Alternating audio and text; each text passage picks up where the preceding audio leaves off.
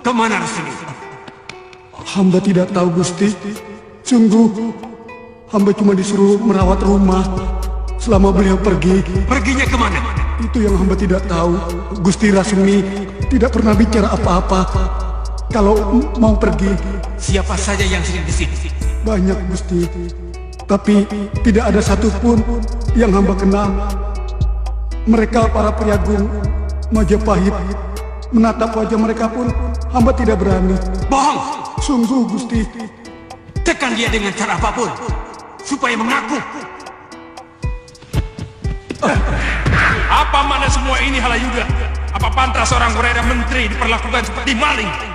Ini tata cara lazim kepada seseorang yang dicurigai Empu Wahana. Kamu curiga apa kepadaku? Dan apa alasan kecurigaan? Rasmi Mbalelo. Dia dan Ralasa memberontak. Sementara beberapa hari yang lalu mereka mendatangi rumah Empu. Siapa saja boleh datang ke rumahku. Kamu pun boleh, kalau kepalamu tidak sebesar sekarang. Jangan terlalu kasar kepada seorang Mahapati, Empu. Tidak layak seorang Perdana Menteri bicara kasar kepada rakyat tuan. Mahapati Ring Majapahit. Sekarang apa maumu, Halayuda? Jangan pikir hanya kamu yang paling berjasa pada Majapahit. Di mataku, kau tidak lebih besar dari ujung kuku Patih Nambi. Sabar, Raden. Kita bicarakan secara baik-baik. Apa dengan tarungan tombak dan keris seperti tadi, kamu anggap sebuah cara baik Jamung Tarawes? Kalian juga tidak usah mengangkat dagu di hadapanku. Entah apa pangkatnya. Waktu aku dan Patih Nambi menyusun kitab Judat Tantri untuk pegangan prajurit Majapahit, hampir semua gelar perang yang dilatihkan kepada prajurit Majapahit adalah hasil karya kami.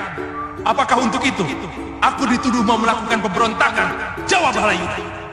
Empu, maaf kalau perilaku para prajuritku menyinggung perasaan. Semua kami lakukan untuk menjernihkan persoalan. Bagaimana kami tahu bahwa ternyata Empu tidak terlibat dengan perbuatan Rasmi? Kalau kita tidak bicara dengan hati yang tulus, sementara semua laporan itu sudah sampai kepada Gusti Prabu. Itu tidak menjernihkan, tapi memperkeruh persoalan. Kalau begini caranya, lembaran hitam tentara Majapahit akan terus-menerus terjadi. Membantai orang yang barangkali malah berjasa kepada negaranya. Maaf, saya kurang mengerti maksud Empu. Siapa yang lapor pada Gusti Prabu? Patih Nambi mau memberontak. Apa dasarnya? Dengan perhitungan bagaimana? Saya sangat kenal Kakang Nambi. Kebetulan, saya sendiri dengan rombongan yang lapor. Karena saya melihat gelagat itu.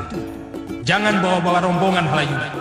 Karena orang yang ikut rombonganmu, seperti Lasem dan Pawagal, tidak melihat tanda-tanda bahwa Kakang Nambi mau memberontak. Lasem dan Pawagal memang tidak pernah tahu apa-apa. Kamu yang merasa paling banyak tahu, Halayuda, dari dulu. Siapa yang melapor kepada Gusti Prabu Jayawardana, Arya Adhikara Ranggalau mau memberontak? Siapa yang melapor bahwa Paman Lembu Sora dan Gajah Biru mau mengobrak-abrik Kedata? Kamu!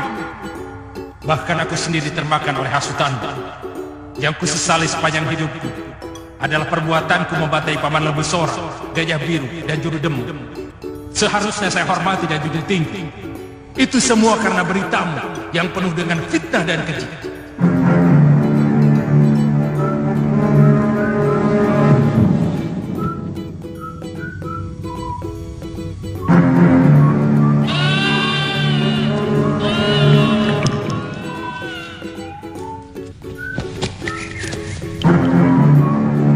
Kendir, aku datang.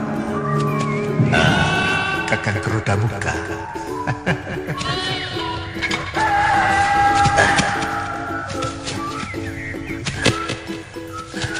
Jangan bicara apa-apa, Kakang. Susu kambing dulu, supaya badan tetap segar dan awet muda.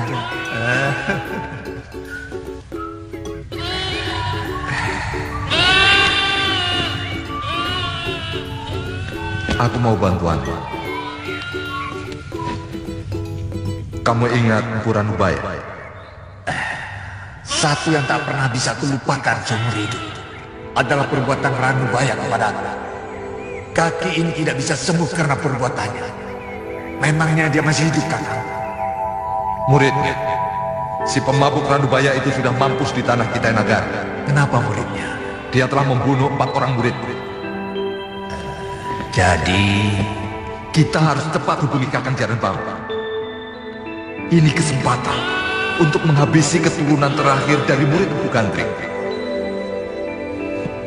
Dia bersama wanita yang bernama Nyai Barica. Kedua orang itu ternyata buronan yang dicari-cari Patih Halayuda. Untuk itu, kita dijanjikan akan diangkat sebagai Surantani. Jangan sia-siakan kesempatan ini, Gendit. Sebagai keturunan murid Kebo Ijo, kita harus membalas kutuk palsu Empu Gandring yang menyebabkan tewasnya eyang biru kita dengan membunuh cucu muridnya. Kamu tidak usah mikir.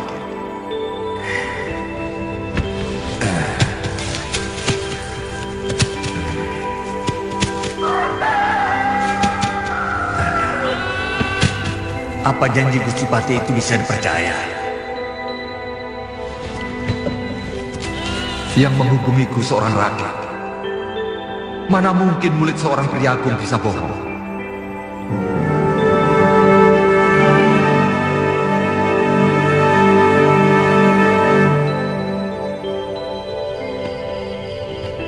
Setelah membunuh Ki Klungsu, mereka membakar rumah Gusti. Benar-benar binatang. Kamu ketemu Rakuti? Beliau memberitahukan bahwa Empu Wahana sangat marah kepada Patih Halayuda. Tapi beliau tidak bisa membantu apa-apa. Karena setiap hari, rumah Empu Wahana dan Empu Sasi dikepung pasukan Patih Halayuda.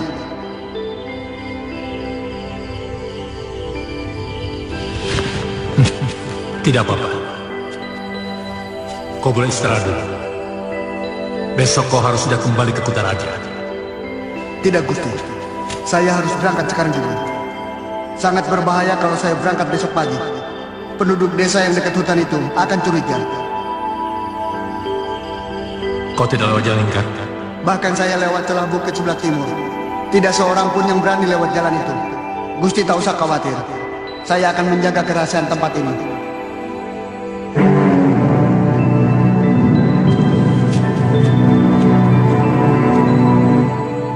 Coba kamu selidiki, Mada. Kelihatannya keadaan semakin ruwet. Negara kok jadi hiruk pikuk seperti ini. Saya dengar Rasemi dan Ralasem juga memberontak. Sebenarnya ada apa? Padahal Rasemi itu kan Halayuda. Ampun, Gusti Ratu. Masalahnya memang jadi semakin membingungkan. Tapi yang paling mencemaskan sebenarnya adalah keputusan Gusti Prabu untuk menghentikan Empu Wahana, Empu Sasi, dan beberapa rakyat lain yang sangat berjasa. Tidak mungkin. Tidak masuk akal Nanda Prabu bisa melakukannya. Itu pasti tekanan dari Halayuda. Mungkin benar, Gusti Ratu. Tapi bagaimanapun, keputusan itu keluar dari sabda Gusti Prabu. Dan berita tadi siang yang hamba dapat, Rakuti ditegur keras oleh Gusti Patih Halayuda di Balai Pasamuan Agung. Jangan-jangan dia juga bisa memberontak seperti Rasemi. Kemungkinan hal itu bisa saja terjadi, Gusti Ratu. Rakuti dianggap telah merongrong kewibawaan Gusti Patih Halayuda karena berani membela Empu Wahana.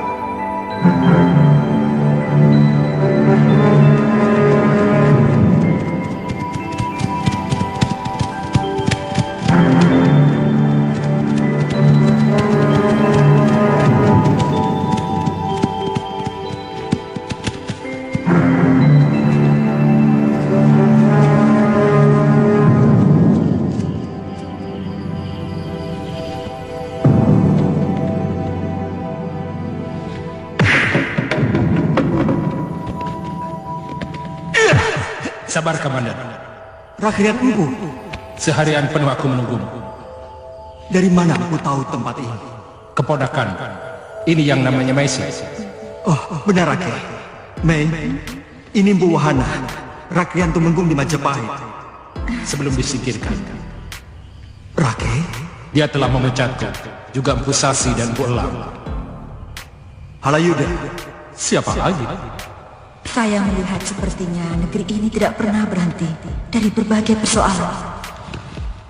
Terus terang, saya tidak mengerti apakah para pemimpin di sini tidak pernah memiliki cita-cita untuk memakmurkan dan mensejahterakan rakyatnya. Kenyataannya memang seperti itu. Sejak lepasnya Majapahit dari kekuasaan gelang-gelang dan menjadi negeri bebas, tidak habis-habisnya didera oleh pemberontakan demi pemberontakan. Tapi sebenarnya, semua itu berpangkal dari segelintir manusia berhati tamak dan dengki. Kenapa tidak ditindaknya, Bu? Manusia satu itu lebih licik dari Denawa. Tipu daya dan fitnahnya sangat halus. Kamu tahu, Kamandanu, Rasemi dan Lasem berontak. Yang saya khawatirkan, akhirnya terjadi pertentangan antara anggota Dharma Putra dengan Halayuda. Memang sudah kita lihat. Tapi semula, saya tidak yakin akan berakhir seperti ini. Kamu masih tetap tidak akan berpihak, Kamandanu. Saya mau mencoba untuk meminta petunjuk kepada Sang Pencipta semesta. Mungkin saya harus melakukan semedi, rakyat. Pikirkan negeri ini, Kamandanu. Majapahit tidak boleh hancur oleh kebusukan Halayuda. Sebaiknya urungkan niatmu, Kuti. Sangat tidak lazim seorang tanda mau merebut kekuasaan rajanya. Derajatmu hanyalah seorang Dharma Putra. Saya takut kamu akan kualat. Paman, seorang raja yang lalim tidak lagi memiliki kutuk pasung. Siapapun yang menentang dia bahkan akan mendapat pahala dewa. Kuti, apapun yang dilakukan raja pastilah sudah disucikan dewata. Karena raja adalah wakil dewa di Mayapada. Apakah dewata menyucikan seorang raja yang berjiwa rendah, Paman? Sang Prabu berniat mengawini kedua adik sedarahnya hanya karena takut calon suami kedua adik beliau itu akan dapat mengalahkan wibawanya. Bahkan ada perbuatan yang lebih rendah lagi. Sang Prabu berniat untuk menodai istri Dharma putranya. Dia mau menodai Setangsu, istri saya, Paman. Itu bukan alasan untuk merebut kekuasaan, Kuti. Dan tidak seorang pun yang bisa menjadi raja kalau dia tidak memiliki wangsit keprabon. Tapi saya telah mendapatkan wangsit itu, Paman. Iya, Rekuti bermimpi menggendong rembulan berwarna merah. Dan dia meyakini itu sebagai wangsit keprabon. Kuti, sadarlah anakku. Itu hanya mimpi orang letih, bukan mimpi kesatria sejati. Sebaiknya kakak mengurungkan niat untuk merebut kekuasaan. Majapahit benar-benar sedang dilanda berbagai kesulitan. Tidak usah menambah lagi dengan keruwetan yang lain. Jangan ikut bicara, Kanaka. Tugasmu hanya mengantarkan ibu kemari. Saya harus memperingatkan Kakang. Karena kalau Kakang memberontak, kemudian dicap sebagai musuh negara, tidak cuma Kakang yang akan menderita, tapi semua akan menderita, termasuk ibu dan saya. Diam, Kanaka. Tidak. Sebelum Kakang berjanji mau mengurungkan niat Kakang. Putih, jangan!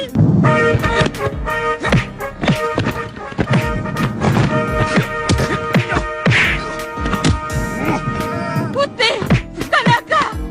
Sudah, Putih! Kanaka adalah adik kandungmu sendiri. Hentikan! Sudah! Dia memberi nasihat untuk kebaikanmu sendiri. Adi, pisahkan mereka, Adi.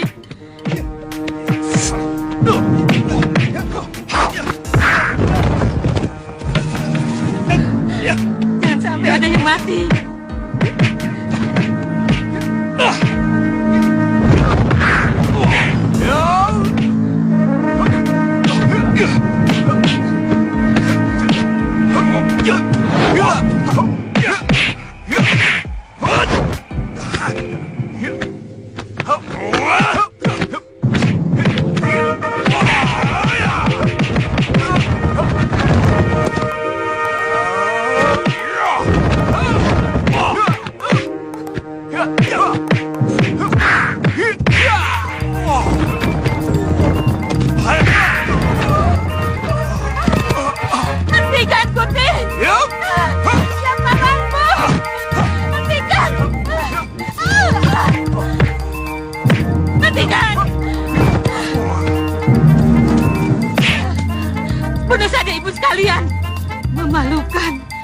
Ibu membawamu ke tempat Paman Resi Damarjati supaya kamu mendengarkan nasihatnya, bukan malah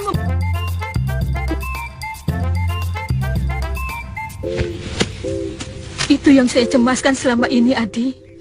Saya takut dia benar-benar mau melaksanakan niatnya.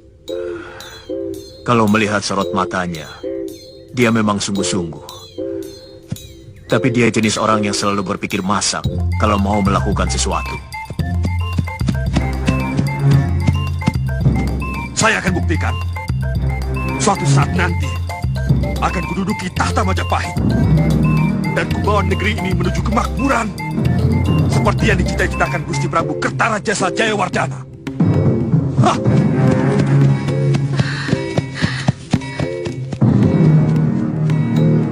Mudah-mudahan Dewata selalu melindungimu, nak.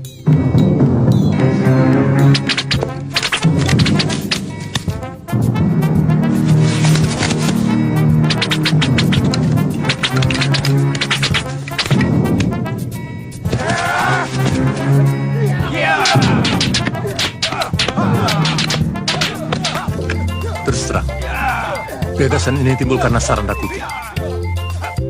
Tidak mungkin kita melakukan perang terbuka. Sebab, kekuatan setangguh apapun agak sulit untuk menaklukkan prajurit Majapahit yang sudah sangat terlatih itu. Perkembangan latihan siasat kumbang mengisap bunga sudah cukup bagus. Memang hanya pasir dan panah yang mampu bergerak cepat dan dari jarak yang tidak membahayakan.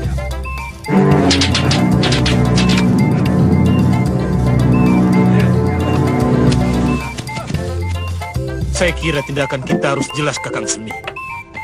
Sasaran utama kita Gusti Prabu kah atau Halayuda? Dari sana baru kita atur gerakan pasukan kumbang angin beracun. Saya takut kalau sasaran kita tidak jelas, maka gerakan kita akan tidak ada artinya. Saya mengerti maksudmu, Macan Wulung. Begini, dari mula, gerakan ini ada. Karena kekecewaan kita kepada tindak tanduk Patih Halayuda yang licik dan kejam. Kita kecewa, karena semua tindakan dia hanya berdasarkan kepentingan pribadi, bukan kepentingan negara. Jelasnya sasaran utama kita adalah Mapati Halayuda. Benar. Tapi kita tidak ingin menghabisi tukang fitnah itu. Adalah sebuah perang terbuka. Saya ingin dia mati penasaran. Atau bahkan mungkin wajahnya akan tampak lebih lucu.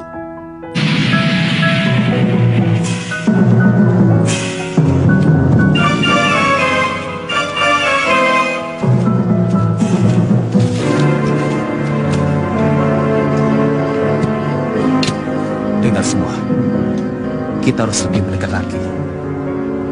Ingat, sasaran pertama kita dari pasar. Begitu mereka kaget dan kacau, segera pasukan panah bertindak. Hanya sekali bidik. Setelah itu cepat kembali ke hutan. Mengerti? Mengerti.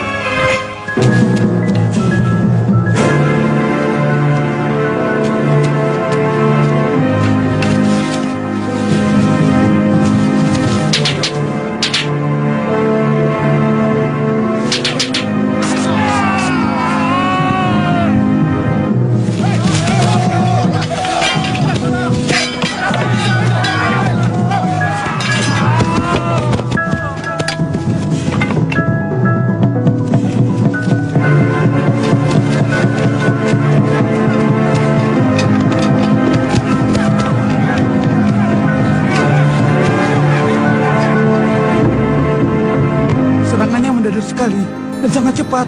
Mereka berlompatan di jalanan ini sambil melemparkan pasir-pasir beracun. Waktu kami segera mau menyerang mereka, tiba-tiba puluhan anak panah menghujani kami. Kamu yang bertanggung jawab. Bagaimana kerja kamu sebagai penggawa prajurit keliling? Pasukan hamba sudah 5 kali memutari kota Raja Barat, Gusti Patih. Tapi sama sekali tidak menjumpai sesuatu yang mencurigakan. Mata kalian yang nyatanya yang terjadi seperti ini. Prajurit negeri besar dipecundangi musuh di kandang sendiri. Maafkan kami, Gusti Patih. Kejar mereka, bukan hanya minta maaf. Baik, Gusti. Pasti ada buah seni. Ternyata mereka cukup berani menyerang rumahku.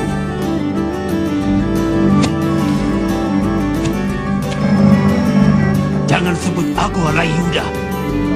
Kalau tidak mampu menghabisi pemberontakan keji semacam Rasemi, kita telah dipermalukan. Mereka sengaja menguji kesiagaan prajurit kita dengan melakukan serangan ke rumah saya, rumah seorang Patih Amangkubumi. Ini benar-benar... Maaf Gusti Prabu, sepertinya ada yang salah dalam pengaturan keamanan kita selama ini. Bagaimana menurutmu Kakang Jabung Taralas? Ampun Gusti Prabu, memang agak sulit. Karena pimpinan pemberontak adalah orang-orang yang sangat tahu tentang kekuatan dan semua siasat olah keprajuritan kita. Teruskan.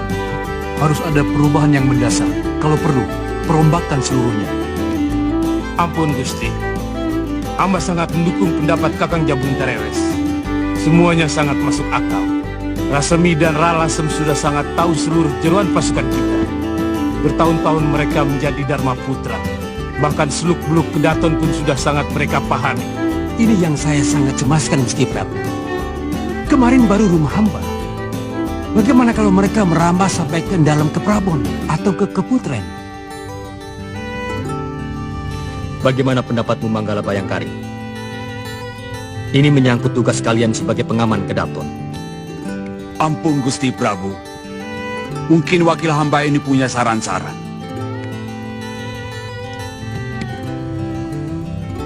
Ampun Gusti Prabu. Hamba mempunyai pendapat yang agak berbeda dengan Rake Ikal-Ikalan Bang maupun Rake Jabung Tarewes. Menurut hamba, rasanya tidak mudah untuk merubah seluruh tatanan keprajuritan kita dalam waktu singkat.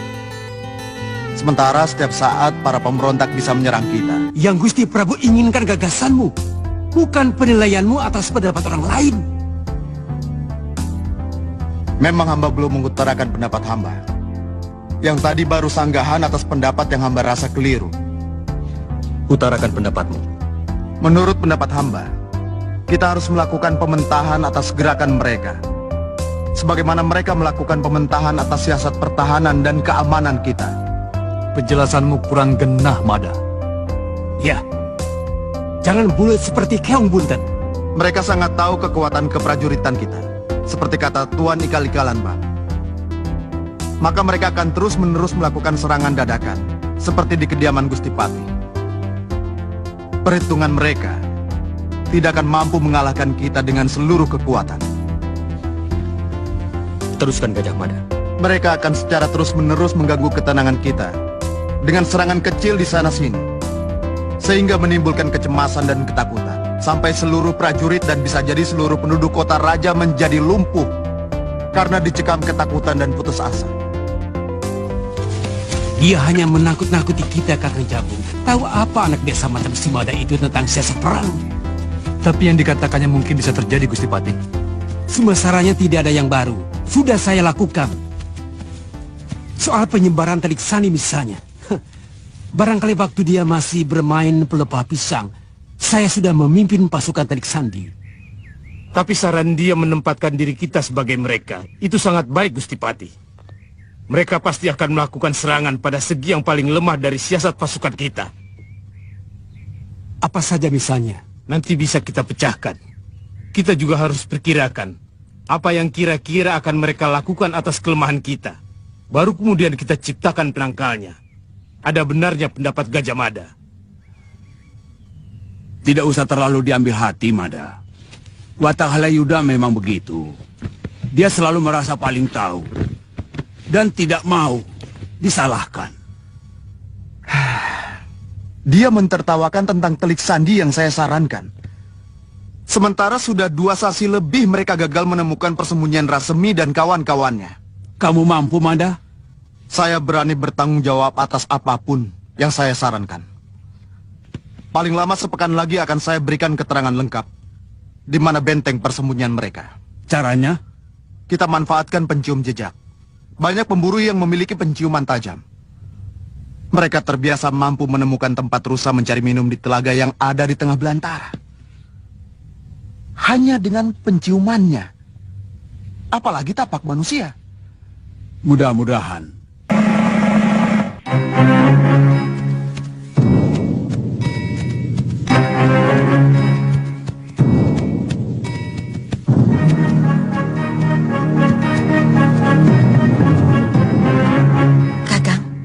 benar ini tempatnya? Iya. Pohon beringin besar di hutan Walingi ini cuma satu, Mei.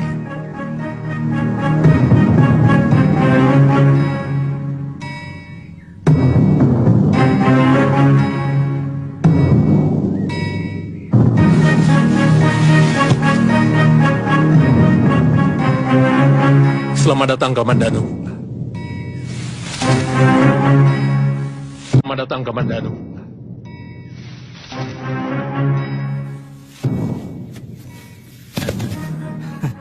Hebat penyamaranmu, Semi. Kakang sudah menerima surat saya? Itu kenapa saya kemari.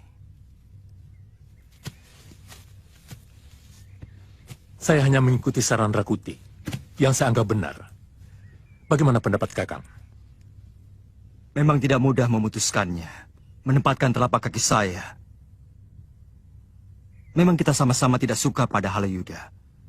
Tapi terus terang, saya masih mencintai Majapahit, Rasemi. Majapahit yang mana? Majapahit sekarang adalah Majapahitnya Halayuda, penuh kedengkian dan kebusukan.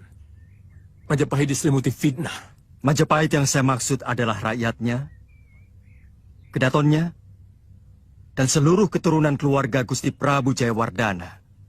Sebenarnya, kalau Kakang berada di pihak kami, rencana untuk menyerang Majapahit secara terbuka akan kami gelar. Empu Wahana pernah menceritakan kepada saya